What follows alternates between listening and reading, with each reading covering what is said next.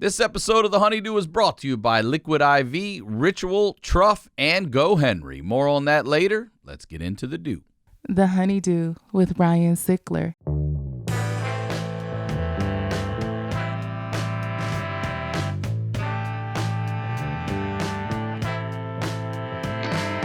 Welcome back to the Honeydew, y'all. We are over here doing it in the Night Pants Studios. I'm Ryan Sickler, RyanSickler.com, Ryan Sickler on all your social media. I want to just let you know now, it's a little early, but we're doing it anyway. I'm starting to promote dates, so let me look at them. September 16th through the 18th, I will be in Phoenix House of Comedy, September 16th through the 18th. Go to my website, RyanSickler.com. Tickets will be available there. And please subscribe to the YouTube channel. Don't just watch. Hit that subscribe. It means nothing to you and everything to us. Everything. Hit the subscribe. And thank you for your support. The community continues to grow and grow. And the Patreon as well, the Honeydew with y'all. If you or someone you know, you do not have to be a member of the Patreon, has that story that has to be heard, submit it to honeydewpodcast@gmail.com. Nowhere else, even though you guys keep sending it everywhere else and then yelling at me because I don't respond to your email that's not sent where I said to send it. And then I don't respond to being yelled at, okay? So, honeydewpodcast@gmail.com. That's where you send your stories, and hopefully we get to do an episode with y'all, all right? It's a lot of fun. I loved my fucking job, and the stories are, we just had a guy get a kidney transplant from his best friend who kind of didn't want to fucking do it. So, check it out, all right? It's only $5 a month, and you now get the Honeydew audio and video on Mondays, a day early, ad-free, at no additional cost. There's no cost to it, all right? It's $5 a month. Sign up for a year. It's a month free. All right, you guys know I record here at the Santa Monica Music Center, working through with Outreach to the Arts right now, creating a couple podcasts. I'm also teaching a high school class at Culver City now, teaching them how to podcast. Ash and I are having fun with these kids and teaching them a lot of stuff. So you'll be seeing stuff coming out eventually when, it's got to be all approved through school and shit. So anyway, you guys know what we do here. All right. We highlight the lowlights. It's a beautiful shit show, y'all. And today, the stories behind this storyteller, I'm sure, are going to be some shit we've never heard, guys. Back again here, ladies and gentlemen, please welcome Jason Ellis, y'all. Welcome back to the Honey. Finally. It's fucking big, dude. This is a big day for me. I had no idea how big it was to be here the first time. It's like, you should change the name to the Ryan Sickler Experience because it's heavy for me. Everybody, I appreciate it. Joe Rogan might have a problem with that. Okay, we should probably not fuck with him, but you should be my representation to all the public of podcasting because I feel like everybody accepts me through Ryan Sickler. It is, dude. This is. What are you talking about? You should come on my show, and anytime you want me here, I should come on here, and that's it for me. I don't need to book anybody. I don't need to talk to anybody. Hey, man, we got Oprah. Why? I got Sickler. Everybody loves Sickler. I don't understand why I would get Oprah. Someone's going to be like, oh, yeah, nice one. Fucking kissing some chick's ass. Sickler? Love it, dude. Woo! You guys are hilarious. That's very flattering. It makes me feel fucking good, man. Podcast survey. Since I've seen you, that's what I know. That's what I've got. Well, I'm glad to have you back anytime you fucking want. I mean, your shit last time was just, it's absolutely one of the most commented on show. And I told you, guests come on and they sit down over and they're like, I don't know, man. I don't know. I don't have any Jason Ellis stories. I'm like, yeah, only Jason Ellis has Jason Ellis stories. Yeah. So real quick, before we get into everything, please plug everything right now. Yeah. We'll do it again at the end, but please get that out now. Yeah, so the Jason Ellis show, that's my show. Putting a lot of work into that. So if anybody would like to check that out, comes out every Tuesday at midnight, the Jason Ellis Show podcast. It's free. Yeah, it's on YouTube. All that stuff. Like and subscribe. That would be really cool. All right. And then Hawk versus Wolf, first episode drops on the 24th of May, and that's a podcast with Tony Hawk and me talking about life, obviously based from older skateboarders. All right. I can't wait to fucking listen to that shit. I really like it because he's way better of a storyteller now, and he's past the talking only for 11-year-olds and under. Like he can just say Whatever a the fuck he story wants that's to. like that involves being a mature adult, and it's like whoa, because he never usually exposes that. Oh, so he gets vulnerable on there, huh? Yeah, I love that. Well, it's also, that's what I say all the time. Like, you to see the maturity of that man, like that's the Michael Jordan of fucking skating, right? Yeah. Tony Hawk. He's the pinnacle of fucking skateboarding. We all love Tony Hawk. But to him to talk to you about his challenges, his fuck ups, his immature shit, like I would love to hear that. Like, damn, Tony Hawk did that shit. You know, I think it's very uplifting, actually. Yeah, no, he's surprisingly. He went through a lot of struggles, and as a fan from when I didn't know him as a youngster, knowing that there were certain times where he was struggling for the way he was being treated in skateboarding, and I was a part of it, you know, because I was like, he is a nerd. He got a pink helmet on, and he doesn't do, you know, what Christian Osoe did. So there was like two sides, and to know that he wished he was cooler, or sometimes he regrets that he didn't party, and I'm like, man, I'm glad you didn't, you know, because people needed the other side because he's a better influencer than anybody else. If you looked up to him in skateboarding, that was a good idea. He was doing the right thing. Yeah. He's still doing it. You just brought up Michael Jordan. Imagine if Michael Jordan still played basketball. I know. And still 360 dunking. It's not just played basketball, but fucking played Tony basketball. is at the ramp. Yes. Skateboarding. I watch him. I love him. I love what he does. Yeah, me too. So that's weekly what? Tell me. Yeah. That's Everywhere you get podcasts? Yep. Hawk and Wolf. Hawk versus Wolf. Hawk versus Wolf. Yeah. All right. We don't fight each other.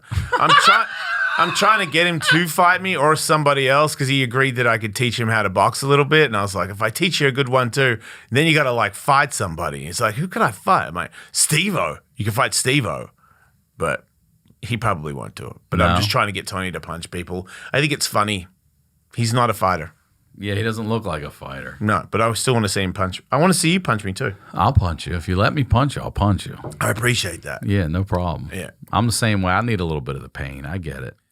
Yeah, and I just feel like it would be fun. You know, let's get a good workout. You can really go for it, you know? Like, I will just go for it. I'll be throwing up, missing you. It's only 3 minutes, but it does get That's long. 300 minutes when you haven't fucking boxed. Yeah, you're probably good for about I've trained. I've minute? never boxed. I've worked on bags But and do you mitts. jog or anything? No, hell no. Yeah, do I you're look fucked. like I do road work? I No, don't know, dude. no. Bert Kreischer fucking runs every You're day, right and he's about way that. fatter than you.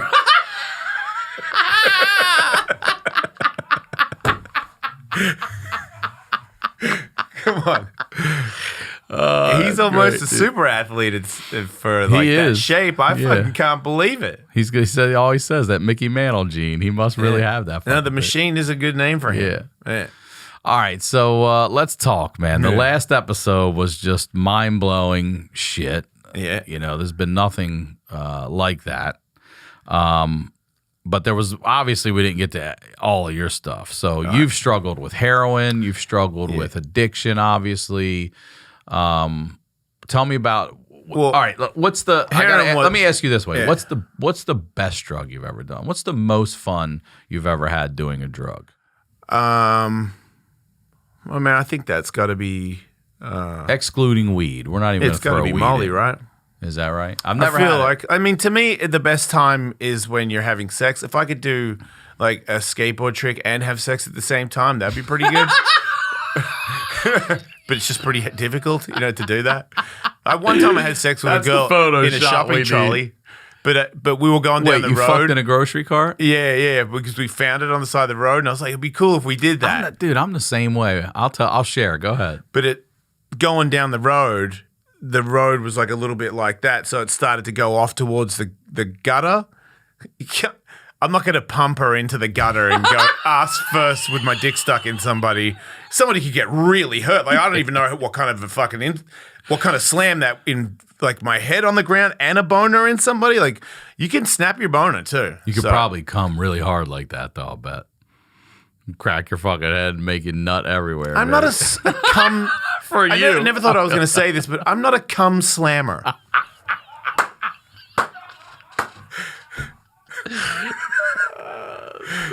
Did not know that I was going to say that today. Thank you. You're welcome. Yeah. Yeah, but heroin is. Wait, let's go back Okay. to some weird places you've had sex. So we drove past a construction site. Like, you know how they leave the bulldozers overnight because nobody can steal it. They just take the keys. fuck on and a shit. bulldozer? Yeah, we did on a bulldozer. We got, Wait, in the seat? no, on the fucking on the treads. We just stood up on it. On the Yeah, big, well, the doors are locked and they take the keys. Oh, so we okay. were just stood up on the Right. tread because the tread's So, like, this just wide. doggy- Yeah, standing Right. up doggy style. Yeah. But the one that got away, this one bummed me out. And we tried, but it was protected. There happened to be, I don't know what it was, a parade or whatever, but there was a fucking tank in the parking lot of the shopping mall, and they had security, like one guy, but he would drive the whole fucking mall. So we were trying to get on that tank. I wish I could say I had sex on a tank, but we couldn't. We tried. We were sneaking up, trying to get out. Guy come by with a flashlight and shit. I'm like, God damn it. Man, yours are way more glorious than mine. Why? What your shopping cart? What else you have? I had sex with a chick in a dog kennel, and I follow her now on Instagram. She has like a kid and stuff. She's a nice. She's like a nice lady. But at the time, I was living with some pro surfers, and I had this weird little room where I was smoking coke a lot. And I didn't know how to do crack, and my nose would hurt from doing so much coke. So I would just sprinkle coke on you're snorting it, and okay, so you switched to weed. smoking it because you're Is that like a Cocoa Puff yes, in a way? exactly. Yeah, That's so what we called it. Yeah, Right, so a Cocoa Puff. So I had these. Pro skateboarder, no real other life. I bought guinea pigs or gerbils or something. I don't know what they were, little guys, and they all fucked. And I'd go to a contest and come back, and they'd be like, there was like 100 of them. Are you and then, serious? Dude, they eat each other's heads and No. butts. I saw heads, and I'm like, what do you you mean? ate his ass. Somebody ate somebody You else's. come back and it would be dead and it'd be missing an ass. There was heads, like somebody. What are you Dude, I swear, I don't know any of gerbils this have no remorse. Like, they do not play. They fucking eat and their babies. I didn't know any of this. Is that The right? house got two. Again, apparently, I can only tell you from like outside looking in. I'm not in the community, but when I, You're not in the gerbil I'm not in the community? gerbil I'm community. surprised. Fucking proud to say that, actually. Especially, thing you a lot of probably people, didn't think a lot you of were people gonna probably say were worried about that. Is he a member of the gerbil community or is he not? Because I know he's a raging homo, so you never know. Turns out I'm not. Never put animals in me. So yeah, and then I had it was like a really crusty, smelly box of slaughter, and then so she didn't really want to fuck in there, and I was like, we could just fuck in the dog kennel. She's got really nice teeth. She was a dental assistant. I'm not going to say what I called her because I don't think she had a name for herself because she was, and yeah, no, you're doing well. Yeah, I didn't do it. Yeah. But yeah, dog kennel. So never really anything, on the top of a mountain or, on a ship or, I never. We used to just drive around and there'd be a cornfield. And we'd be like, you want to go fuck in the cornfield? Like, yeah. And we just pull over and then run off into the cornfield. You can't see. You fucking there and come back. Once I howled in a girl's ass on the roof of her house. I was so proud of myself. It was super hard to get her up there too. She's so useless. Was it harder to get her up there or harder to howl in her ass? It's not that hard to howl. Especially when you got a nice ass in front of it, You can get right into it. What the fuck? I still think that's such a glorious thing to do. Oh, was it in I just see the silhouette and a full moon. That's up what there I hitting- thought. Yeah, That's what I visualized. I was like, that's living, And was it a flat roof or was it like this? Like, Oh, there was like the shingle things. yeah, Yeah. that's dangerous, man. Come on. Fucking. For her, you don't give a I fuck. would have grabbed her. She'd be all right. She's all scratched up, like her Okay. face is going. That would never happen, man. I would be there. I would fucking jump in front of her face and push her back. I'm not that guy. I'm sure. I know you're a gentleman. Yeah. I am sure everyone wants to know what technically you mean by howling. Like, did you literally? Fucking oh! fucking in. Our neighborhood Animal lights style. fucking turning on. It was nighttime. Nobody was like, "Hey, quit that!" I didn't hear anybody say that. What happened to her asshole, man? Yeah, it was Trying more to like sleep. Yeah, I was just really drunk, and I would like saying it. You know, I like saying I'm gonna hail in your ass, and then she was like, "I'll do it," and I was like, "Okay, let's do it." No one ever did it. I never did it again. God. And it wasn't like a weird kinky thing. It was just It was a one and done, yeah. I always liked wolves, you know? I like James Hetfield because he would have on his guitar, he had the fretboard where it was a man that turned into a wolf, not a monkey turned into a man. You don't even get it. I'm a wolf man, you fucking idiots. I'm like, I like that. Yeah. He's cool. I love that dude. Yeah, right. That was my first concert ever, Metallica and Ozzy Osbourne. I was in 7th grade. We convinced our parents to let us go, and I will never forget seeing Cliff Burton. Oh, wow. You saw Cliff Burton? I sure did. I saw Cliff. We were in 7th grade. I still have the ticket stub. Saw Cliff Burton. So it was Ozzy Osbourne, Ultimate Sin. He was the headliner. Metallica was the opening band for him. Ozfest or whatever? No, this was way before that. This is like, I'm in 7th. This is the 80s. Yeah. So it's just on regular tour. Ozzy's the headliner, Metallica's opening, and it's the Master of Puppets album. Yeah. Right? Yeah. And they come out, and we had been listening to Master of Puppets. Like, we had so it was me, my brother, and my buddy Jason, and Dan Olowski. And his older brother, Brian, was like, y'all need to check this Ride the Lightning shit out. We were like, what the fuck is this? You know, and then we were like, whoa. So we got in early on, then went back. You know, we're listening to Kill 'Em All and everything, and then Master of Puppets hits, and our minds are blown. Like, these guys are the fastest, hardest rocking band we've ever heard. And then we go to the concert. It's 3. We're in 7th grade. We convinced our parents to let us go together, and we sat in the last row under the pavilion. People are passing joints down, and we're so scared. You know, we're just passing them right along. Like, you probably would have been like, how old are you in 7th grade? Because I don't think I went to school 12-ish, maybe. Oh, no, I went to school that long. And then, did we talk about that? You dropped out of school? Hold on, we're coming back. But I remember, and it's so funny because I crank Metallica for my daughter all the time. She loves them. And she's like, Dad, do you think their heads hurt when they bang? I go, you know what's so funny? And I told her this story. This is why we're in a simulation. I just told this story to her like 2 days ago that, yeah, I fucking couldn't believe seeing Cliff Burton. Like, he didn't half-ass it. This motherfucker's head was banging the entire fucking time. And I mean, not just little dude cranking. Yeah. And I remember being a kid just mesmerized by this guy. And then it was not even, I don't even think it was a month later, they had the bus accident and he died. So I got to see him. And then years later, I went to Monsters of Rock, and that was a good, was Faith No More. And then Metallica had the middle set. And then it was GNR. But I always thought Metallica had the better set because they had that day into sunset into night. You know what I mean? I thought that was sick. So you got a little bit of daylight, and they're playing for their hour and a half, 2 hours. And by the time they're done, it's pitch black now. You know what I mean? And then, of course, GNR comes out an hour later because they didn't want to go out fucking follow that shit. Let's take a quick break and tell you about our first sponsor, Liquid IV. Now, when we push our body hard or we're just feeling run down, it's extremely important to take care of ourselves with the proper vitamins and nutrients. That's why Liquid IV created Hydration Multiplier Plus Immune Support to maintain and strengthen your immune system. Look, I've been talking about it for months. You guys know all through COVID, I took Liquid IV. Everyone I know takes it. I give it to every comic that comes in here that wants it. My neighbors take it. Everybody's taking it right now. They love it. It's good for just staying hydrated. People taking it after their nights out drinking now that the place is open back up. It's good stuff, man. And the whole time, I like the tangerine that has the zinc and the antioxidants and everything in there, which is what I want to tell you about. So the Hydration Multiplier Plus Immune Support is a cutting-edge blend of vitamin C, zinc, and Wellmune in convenient single-serving packets to help strengthen your immune system. Each packet is bursting with fresh, natural tangerine flavor. It tastes so good, I promise you. Liquid IV can provide 2 to 3 times faster and more efficient hydration than water alone. When you purchase Liquid IV, you're joining their mission to help people live better lives everywhere.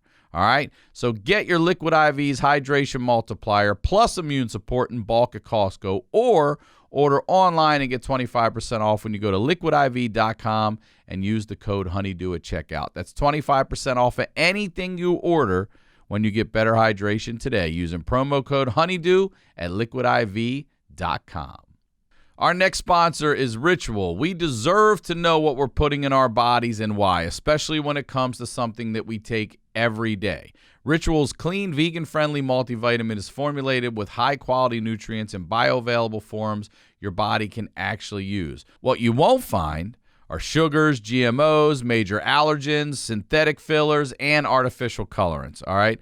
I've been talking about it for months as well. Ritual, I've been looking for a daily vitamin. I used to take the old standard stuff. Then I really started reading what was in them. And I was like, look, man, I'm getting older. I don't have time for sawdust. Like, I need some real vitamins in this stuff. And then Ritual comes around. I love taking it. Look, I still can't smell, and I can kind of taste. And it's got a minty little fresh flavor that I can actually taste in this vitamin, all right? I've been taking it now for probably 6 or 8 months. And a multivitamin should contain key nutrients and forms your body can actually use to help fill gaps in the diet. There's no shady extras.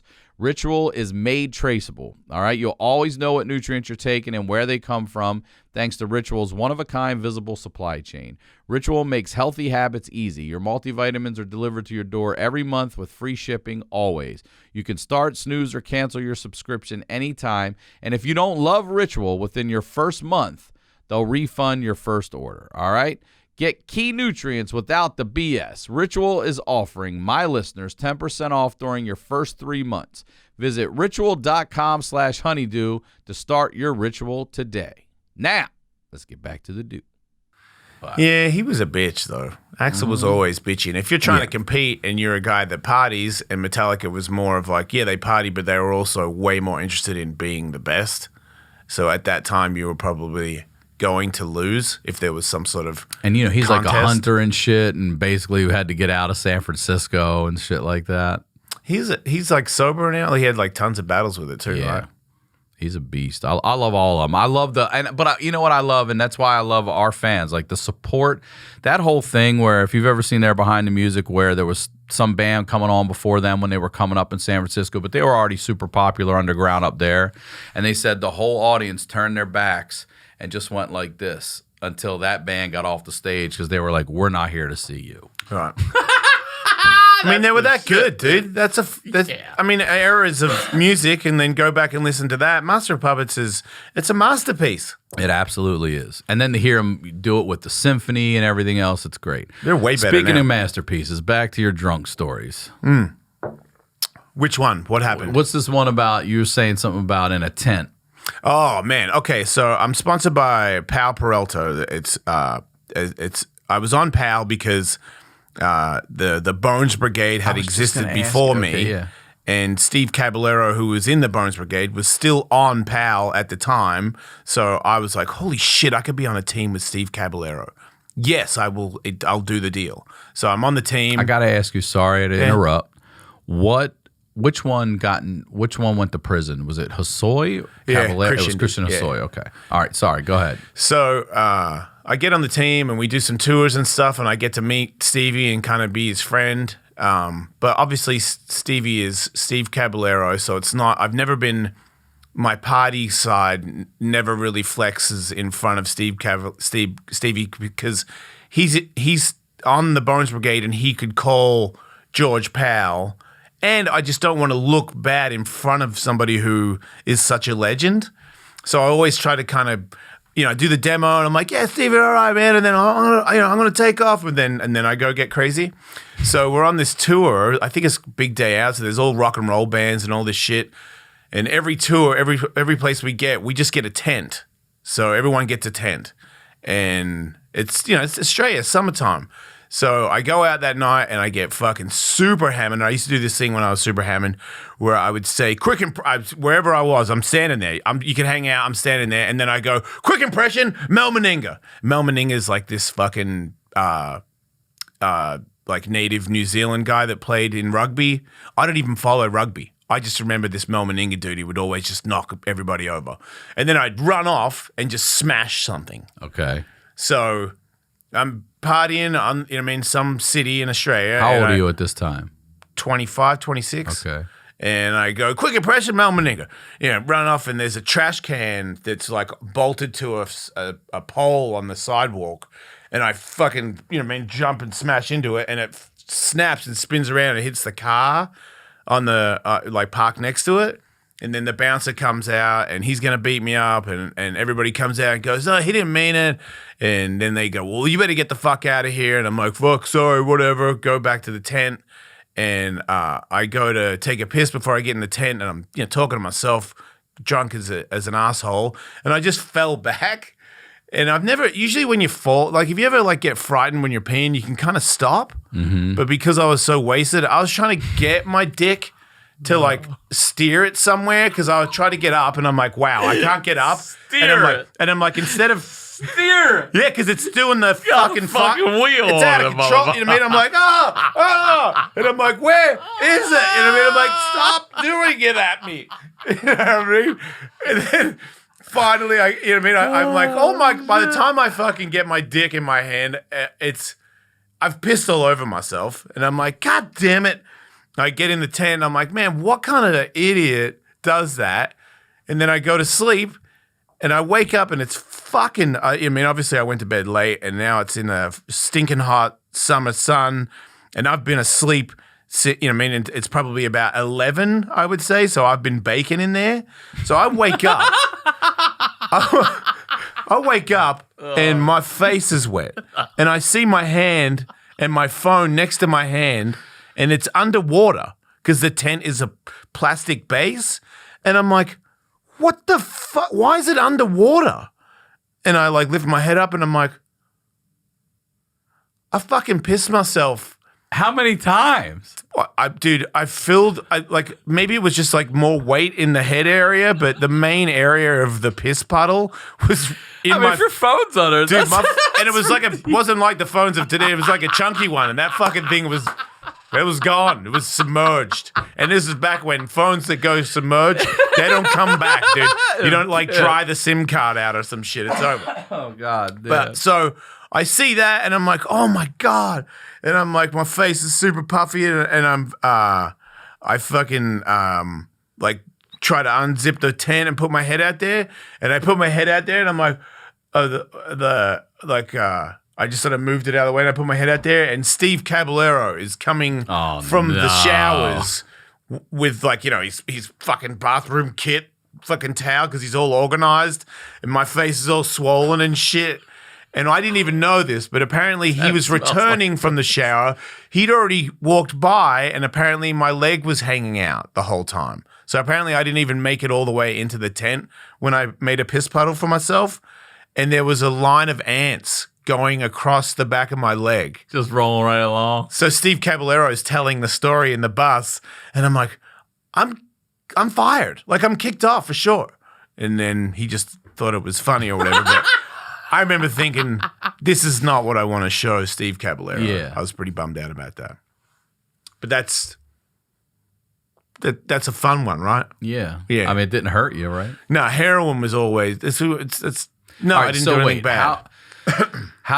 What are you doing that you finally transitioned to heroin?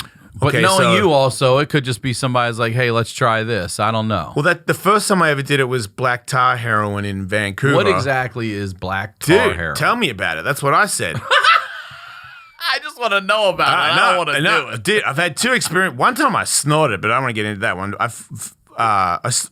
The first time I did it, pro skateboarder and I were doing all these bumps, and then he's like, we should get some heroin. I was like, yeah, what's that like?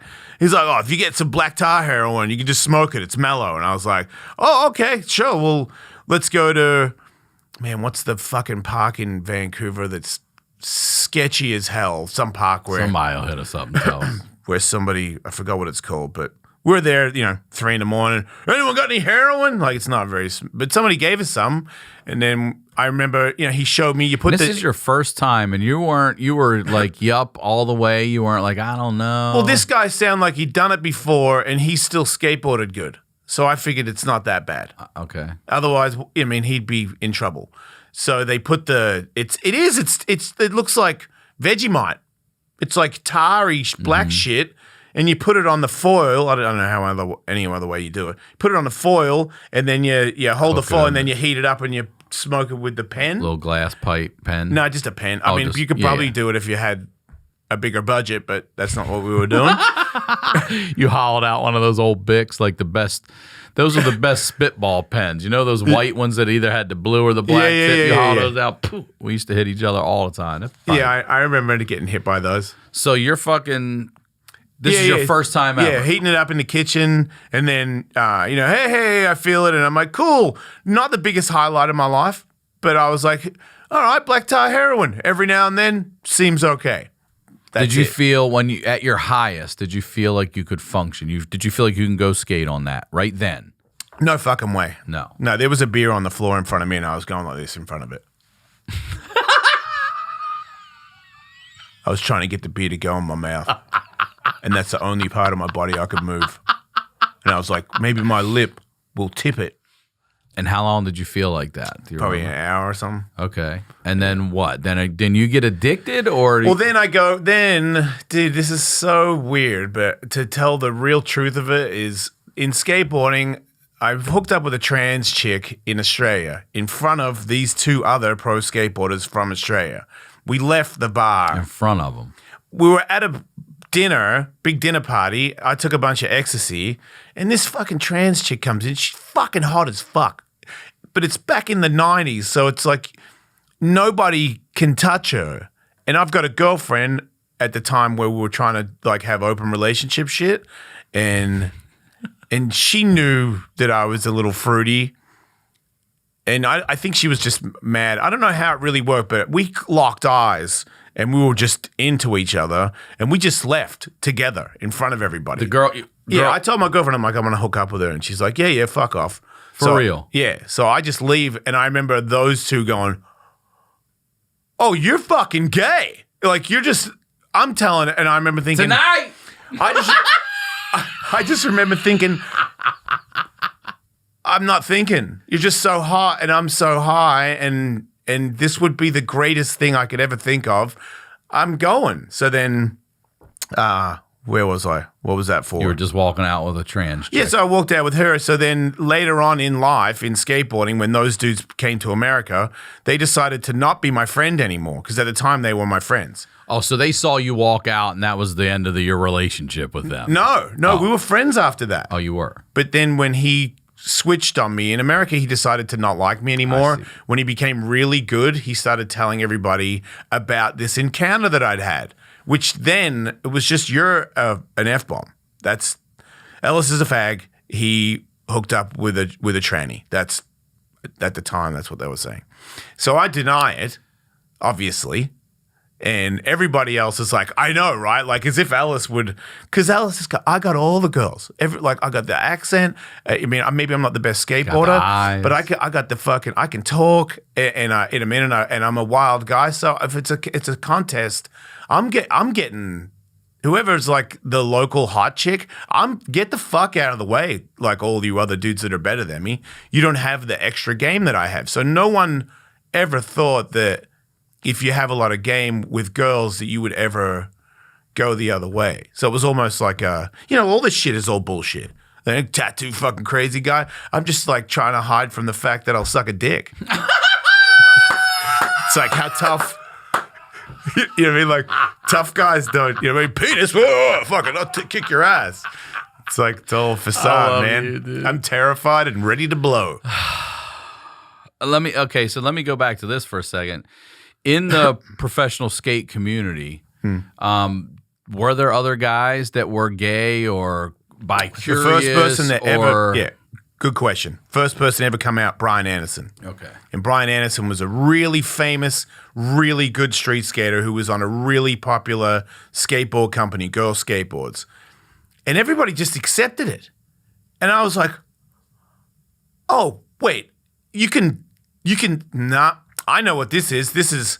He's really famous and really popular in skateboarding, and I'm in vert skateboarding, the jock part of skateboarding that's in Carlsbad. So is that like in the comedy world? Is he in the alt scene? Like he's doing this shit? Yeah, okay. They're just more open-minded. Yeah. And I also believe if you're super popular, it's not, I mean, if you're just in the middle you can. I really feel like it's maybe the town that I was in because it was very like a lot of people said when they'd heard it. Hey man, I heard you're a fag, but obviously I know you're not a fag. But if you were a fag, we wouldn't be cool. You know that. And I'm They would tell you that we wouldn't be cool. One of my dearest friends. One of the greatest skateboarders. I'm not going to say his name because he's still cut up about it. I'm trying to get him on my show to confess it all because people have accused him for being a bit of a homophobe, and he was back in the day.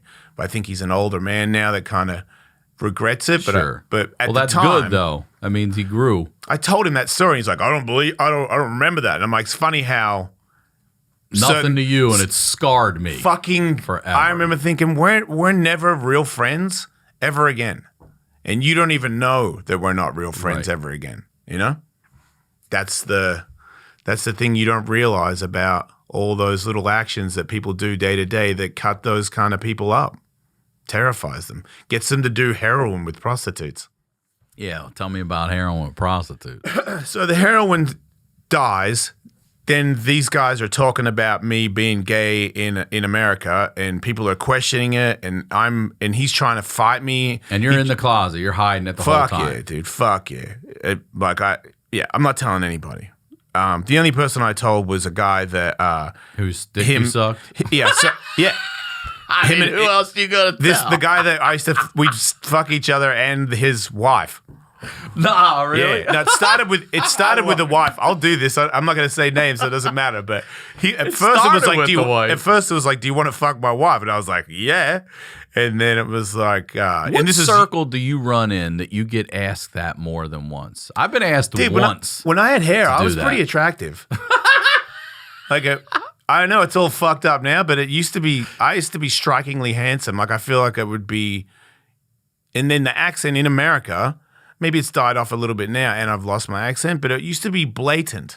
You know, I used to be hot. I remember it because I know I'm not now. I don't walk into a room and chicks go, oh, shit. They go, oh, my God. You know what I mean? Like, the fuck happened? Which is cool. Everybody has their run. Fuck, man.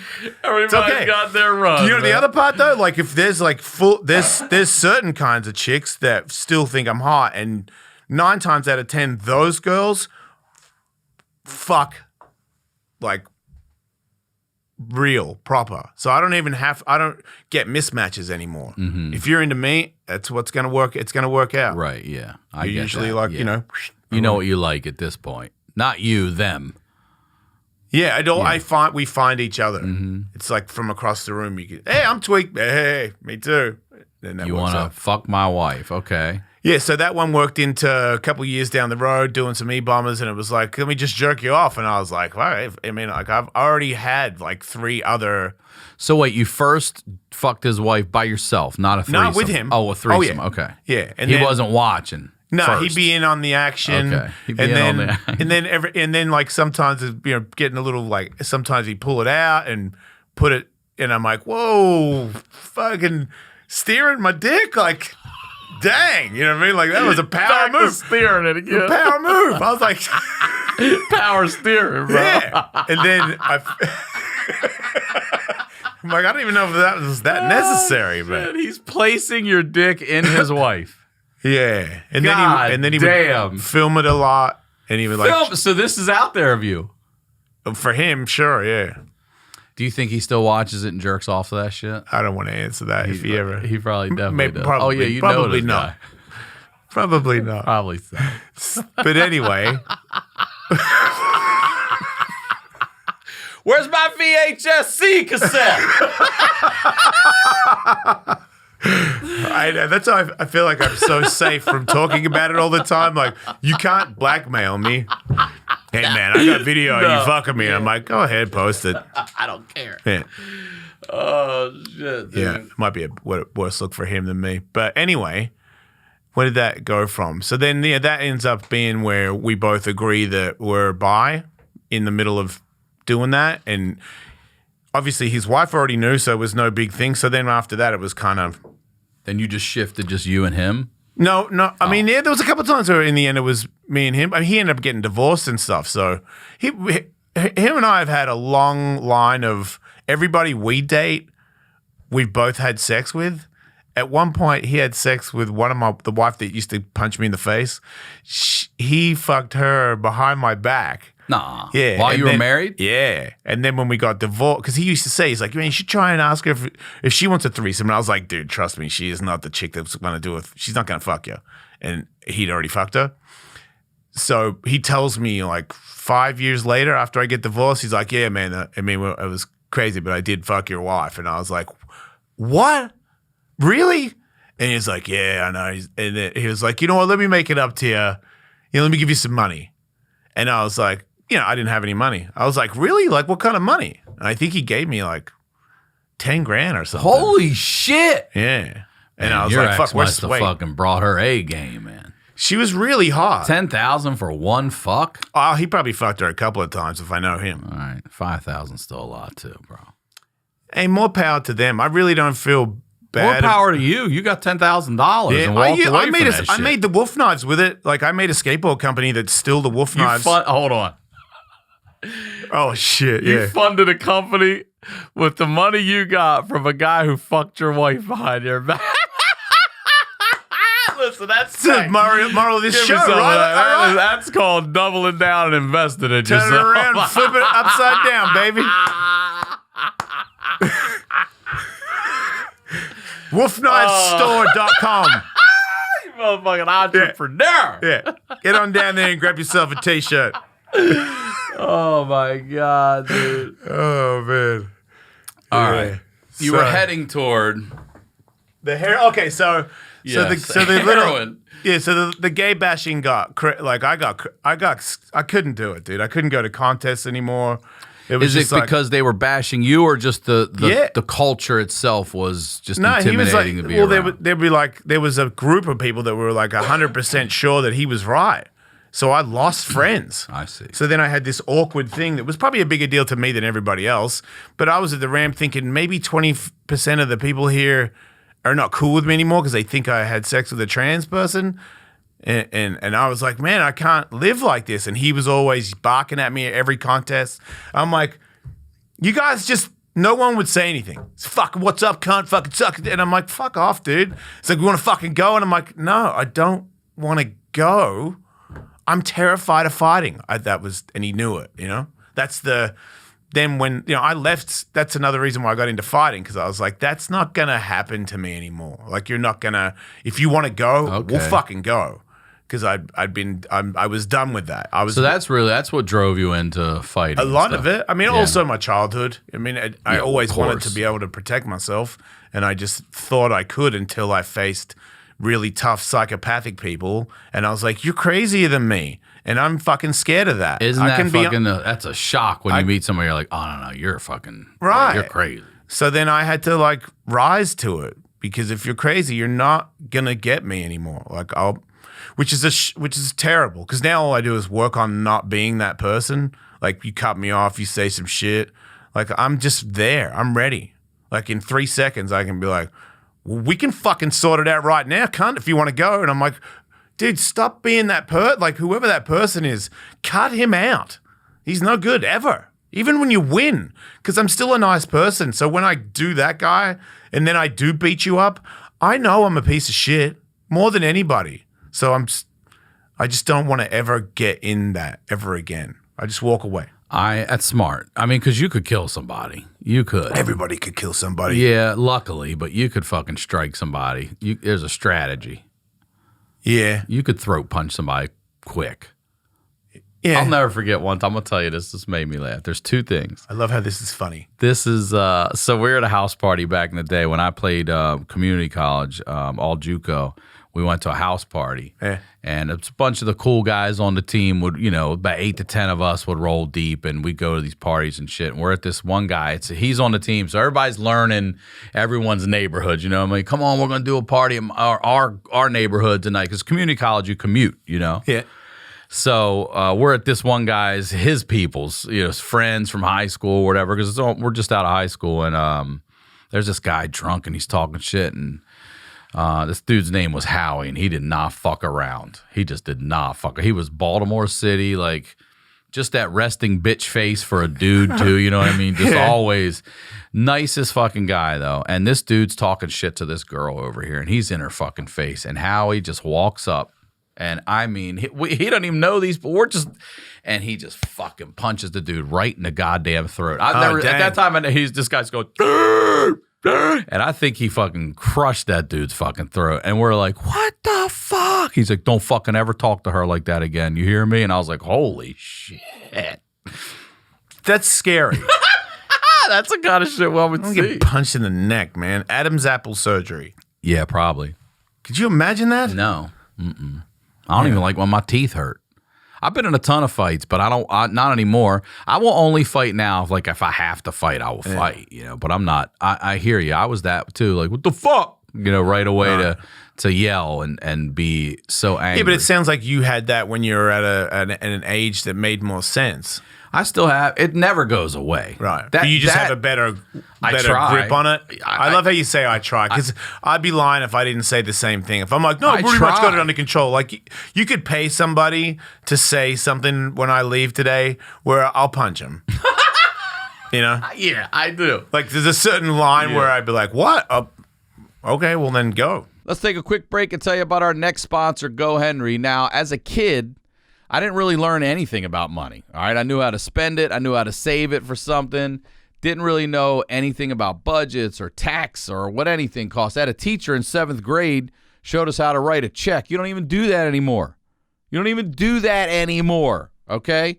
Teaching your own kids how to be responsible with money doesn't have to be tough. GoHenry makes it easy to teach kids a lifetime of financial skills. Helping your kids be financially literate can make a huge difference in their future, and GoHenry can help. All right.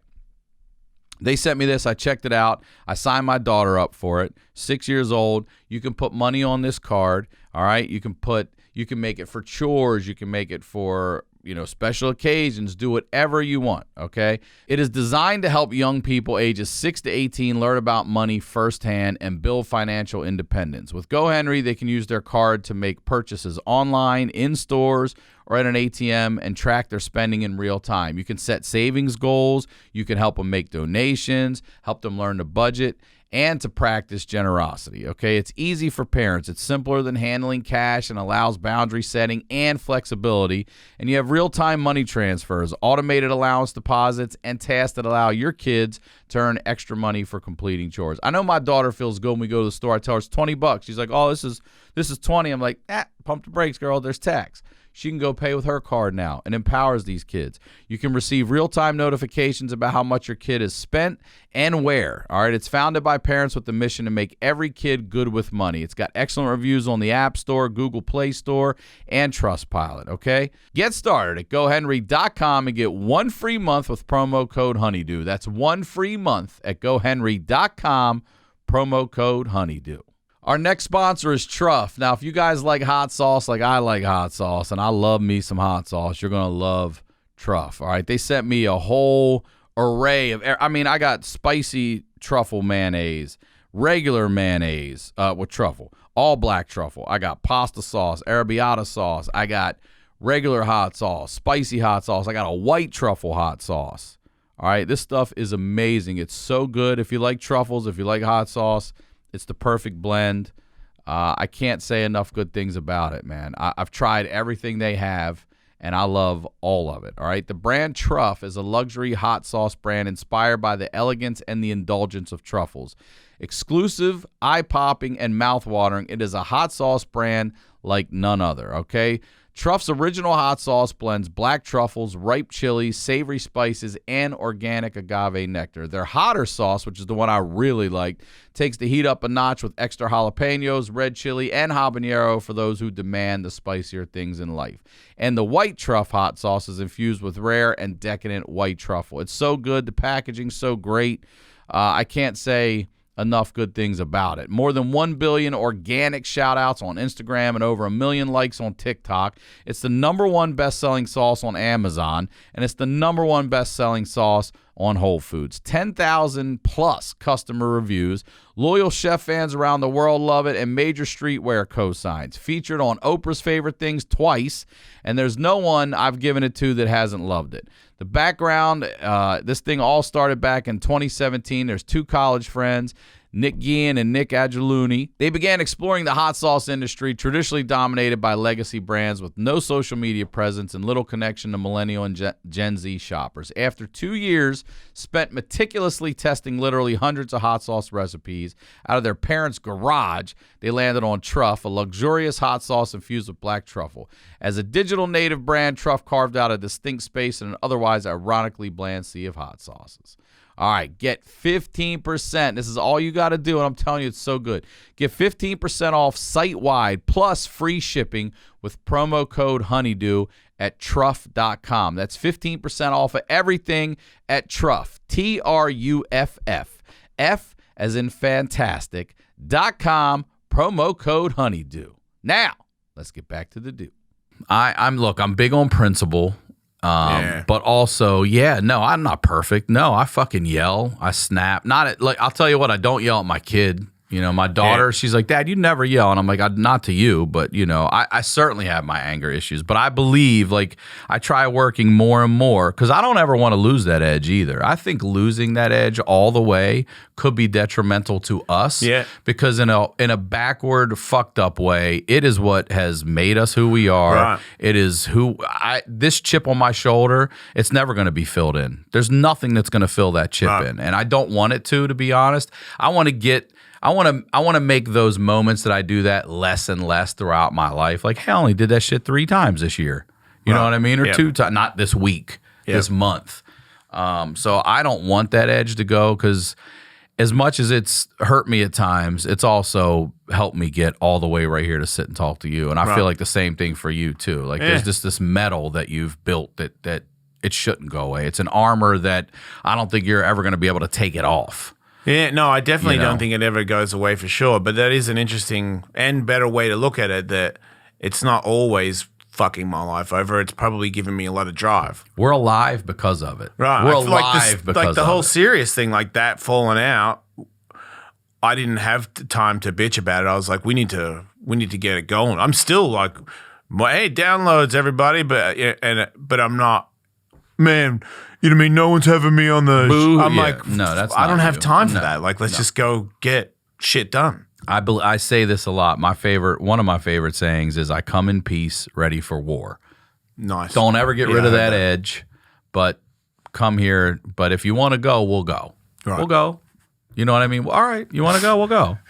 You know? The casual will go. That's the most dangerous one. It is. Yeah, we'll go. And it's really not that big of a deal for me. I'm not a talker. I'm just going to come in and throw that punch, whether I hit you or not, because I know I'm out of shape. Do you see that? My cardio. You better win quick, right? That's what I'm saying. My cardio is an issue. I know. Everybody could say that. Every time I do the Ellis Mania, that's kind of like when people that don't fight, that haven't had a fight in their life, it's not so much. You could be fit. You could train for a fight. But if you've never had one and it's an organized fight, everybody holds their breath and punches it's over in 35 seconds. They've just gone, yeah. And then they go, and then the other guy's like, and it's just like what you watch two people with so much fear and so much little oxygen in their lungs trying to understand which one they should pick first. It's one of my favorite thing is the double hand on your knees. As soon as you see that. Yeah, it goes from the waist first to the then down but here. But when the other guy's so tired, when he sees that, he partakes. That's happened at Ellis Mania a few times where both guys are just like, you did it first. All right. And I'm like, you guys are awesome. Giving it their all. I'm doing that again. Are you really? Yeah, this year we're going to try and do it in Vegas again. Promote it. Well, I don't have the date. All right. Well, when you do, come back and promote. It's supposed to be at the Virgin Hotel that was the Hard Rock. Oh, okay. That's the Virgin now? Yeah. Is that like Virgin Airlines, that company? Yeah. Oh, okay. Yeah. All right. So back to heroin. Yeah. So I guess I moved back to Australia because kind of my tail between my legs. My Australian wife, we moved back to Australia. I think I still was getting paid by some companies in America. Back then, you kind of still had to be in contests, and I was not doing that. So I kind of figured I was being retired and I had to accept it because I felt like going to contest was such a nightmare with this guy that it was no longer fun for me. So I didn't really added it up pretty easy. If it's going to be just a giant anxiety attack the whole time, then I'm not going to go. So I go back to Australia, and then I don't have any time. Everybody there has a job, all my friends. So I'm just hanging out all day. So I get drunk. Whenever I get drunk, then I try to get ecstasy or some fucking meth or some coke, didn't matter. But then I figured out that there's a place in St Kilda where all the prostitutes, the one like the junkie ones, so it's $50 to get a blowjob or bang them or whatever. Okay. So I would drink enough to where that switch would go on, where I'm like, right now it's time to go there, and I would go there, and then I noticed that they were addicted to heroin, and I was like, this heroin, do you have any? And one of them was like, yeah. And I was like, let me buy some off you. And she's like, okay, weirdo. So then I bought some. So then my new routine was get drunk, go to the prostitute thing, get some heroin, and get a blowjob. And then would you fuck them? Nah. Okay. No, I wanted to ask you if they would make you wear protection. Sometimes I got a blowjob from a hooker in the bushes in St Kilda where I had a rubber on and I could feel the heat. And I was like, this rubber might not do, and I might need two to deflect the amount of sexually transmitted diseases that are in her mouth. Oh my God. It was burning. I'm like, she got thrush in her mouth. It was that hot. Fuck. Streets are tough, dude, when you're doing heroin. You got to suck off everybody. I feel like I was probably one of their better clients, you know? You would be a Peter. Had a nice dick and stuff at least. I don't know. So... So then I go to this parking lot where I get the foil and chase the dragon. And this time, not like the first time, this time I figure out how to get real high on it to the point where I start vomiting, which is so gnarly. You vomit and then you say to yourself, that was one of the best times I've ever had. Me sitting in a parking lot by myself vomiting. And I'm like, I can't wait to get back to that feeling because I hated my situation so much. I've been running from so many things that there was no more room left. I just had to face that I'm a runner, you know? Like you fucking chickened out of this whole thing. So then I really just didn't fucking care. And I remember just making the decision next time I see the prostitutes, I'm going to ask them if they can shoot me up. So I went there and I got 2 girls. You know, because I still was getting paid from being a skateboarder, so I still had money. So, you know, and money didn't mean, I didn't understand it. You know, I was just like, yeah, fucking, you know, have the money. And yeah, give me some heroin and shoot me up. And they're like, really? I'm like, yeah, because I don't know how to do it, so hook me up. And so I'm having sex with one of them. And then you did have sex with her? Yeah. Do you wear a condom for that? I can't remember. God damn. I think they make, I don't remember. Where are you having sex? Where are you in? Okay, so they took me to this house that was it was all the curtains are rooms, so the walls are just curtains. Like massage parlor type shit. So I don't even know. I'm so fucking high. I don't even know how I got in there or where I am. So I'm banging one of them, and then the other one like fucking, you know, taps the fucking thing. You can fuck on heroin? Well, let me finish the story. I am fucking her. Yeah, and then that goes in, and I'm gone. I'm out. So you pass out like you I don't remember anything. I woke up in a park, freezing cold, shaking. So I'm unconscious for a long period of time. People had to carry me somewhere and dump me. So they robbed me, took me everything I had, and then they left me in this park where I know it to be a park where you can't be in there late at night. You get killed. Like it's just the sketchiest part of Melbourne. The end. So I wake up and I don't even realize, years later I realized that I might have OD'd or I definitely was in a lot of trouble and nobody was going to help me. I was going to die in that park. But at the time I remember thinking, okay, that was not fun. All the other heroin that I was doing, pretty cool. That one that was real bad. And I never did it again, never had any interest in it again. Walked away from it there. Yeah. All right. So I moved on from that, and it was still ecstasy and cocaine. All right. There's something you said you wanted to talk about. You said scarification. Oh yeah, so what is man, that? this is an accident. So I'm friends with like my wife is friends with a bunch of porn stuff. So I'm their friends too, but you know, like some of them got a crazy life, and one of them, my friend, has a split tongue. You know, she cut her tongue, so she's into crazy stuff. So her best friend is a guy that does scarification. One time, I went over to their house. It's when they cut a picture into your skin by using a scalpel. And like they cut and peel your skin off. Wait, what? So I don't really know what's happening. So I got a podcast, the Jason Ellis Show, by myself while I had the serious show, and it was more about me just being drunk and talking to porn stars. So they go, what about doing scarification? I go, yeah, I'll do scarification, and he's like, yeah, we'll bring him over, and he can do it while you're doing the show. I'm like, yeah, okay, sounds like a good idea.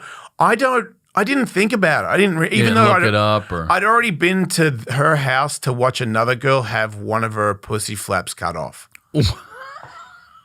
First of all, you call it a pussy flap. It's not a pussy flap.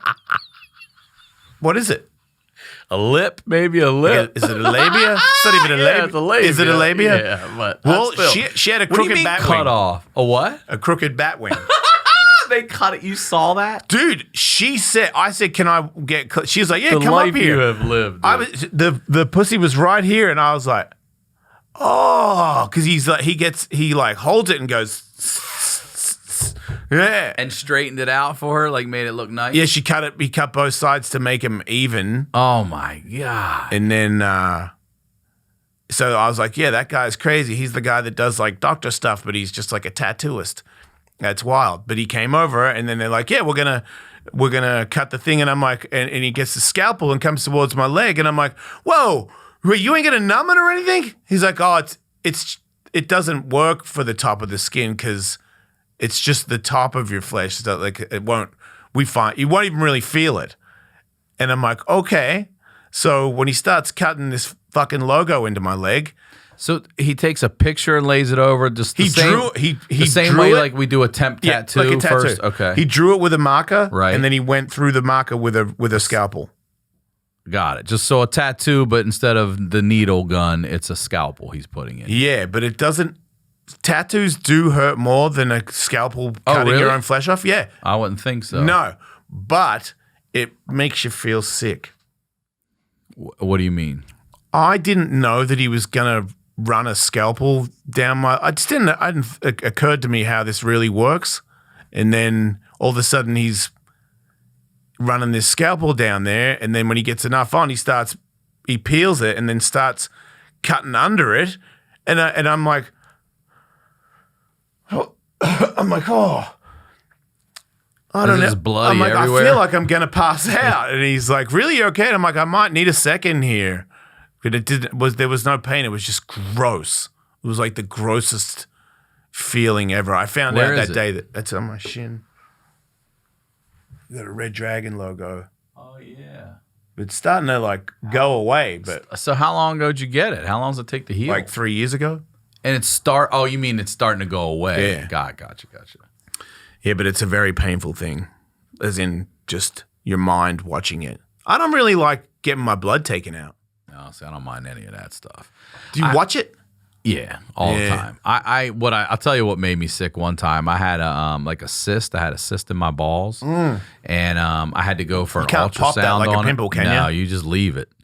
Wait, do you have like a third ball? No, it's a tiny little thing. It's you have not a small third ball? I got like a little junior varsity guy, Right. little company hanging on. You know what I mean? Like what are those little monkeys that go on the backs of alligators and shit? Right. Like or what are those, that fish that like lives off the back of a shark? Yeah, that's what I'm talking about. Right. But I had to go get an ultrasound. Yeah. And and they do this whole like they treat your dick very professionally, Of course they towels and they fluff it up and put shit up under your balls. Wait, they fluff your dick up?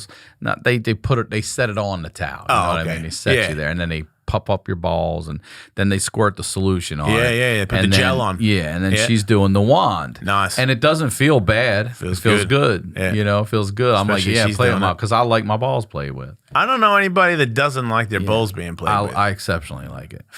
Oh, really? Yeah. And tweaker. I go, hey, what are you seeing over there? And she goes, oh, let me show you. And she turns the monitor, and I see the 3D imaging of my ball. I go, is that my testicle? She goes, yeah. And immediately I was like, wow. All of a sudden, seeing it roll made my stomach just like, oh, it was disgusting. Man. I couldn't take. And then she was like, I want you to push down like you're relieving your bowels. And when I would, this little red area would pop up where the cyst was. She goes, there it is. That's how I see it. And I'm like, oh, turn that fucking screen. I couldn't take that shit. Man, I got a vasectomy, and I went live on Instagram for it. So I'm talking or whatever, and they're cutting me open, and the nurse goes, oh wow, you've got unusually thick balls.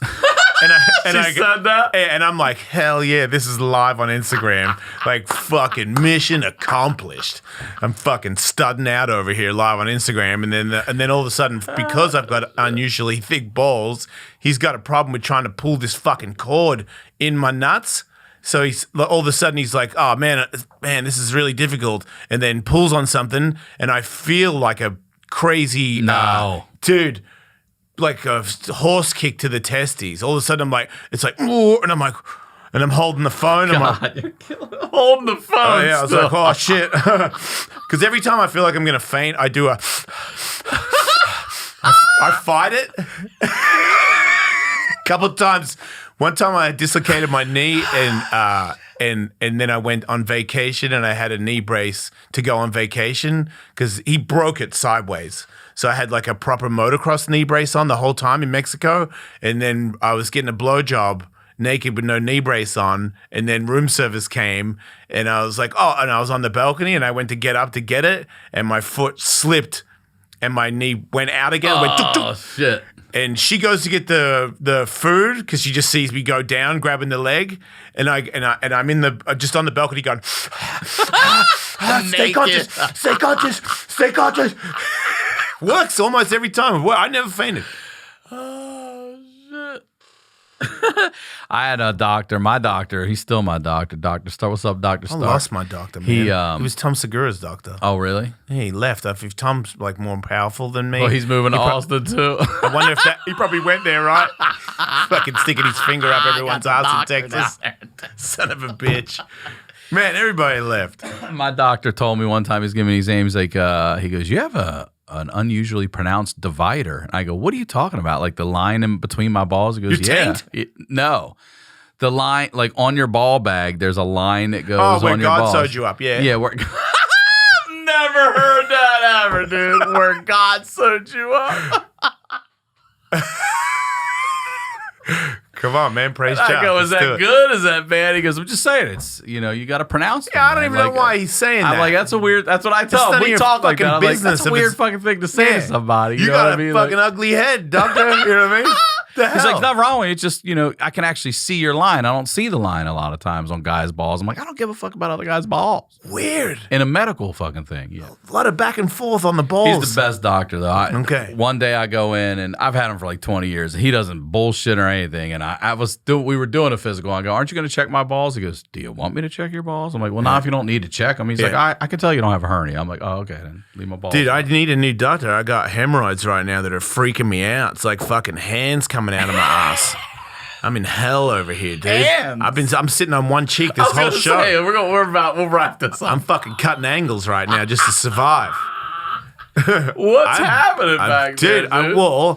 I got hemorrhoids, and then I keep doing stuff in my butt, so I got to stop doing butt stuff. Yeah, you got to stop doing butt stuff. But also, when they flare up, you're not supposed to work out, and I just work out all the time. So I got to the point where now I can't work out for a couple of days because it's just stinging, and you can't see a butt doctor for like 2 months. Are they bagged up? Yeah, they're like, go to urgent care. I'm not going to urgent care to show my dick. One time I went to urgent care to show the lady my ass, and she was like, whoa, you got to see like she didn't even touch it. She went, whoa. Whoa. Yeah, it's like, it's hurting, dude.